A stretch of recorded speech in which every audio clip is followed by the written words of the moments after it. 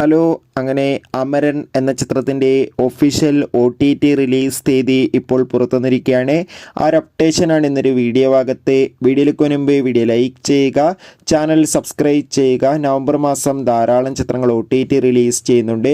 Channel ഭാഗം പരിശോധിച്ചാൽ നിങ്ങൾക്ക് കാണാൻ വേണ്ടി സാധിക്കുന്നതായിരിക്കും.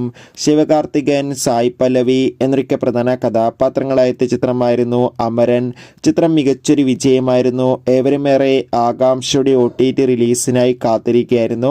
ഫൈനലി അമരൻ എന്ന ചിത്രത്തിൻ്റെ OTT അവകാശങ്ങൾക്ക് നെറ്റ്ഫ്ലിക്സ് എന്ന OTT പ്ലാറ്റ്ഫോം സ്വന്തമാക്കിയെന്ന് ഒഫീഷ്യലായി കൺഫേം ആക്കിയിട്ടുണ്ട്. ചിത്രം എന്നായിരിക്കും OTT റിലീസ് ചെയ്യുക എന്നും കൺഫേം ആക്കിയിട്ടുണ്ട്.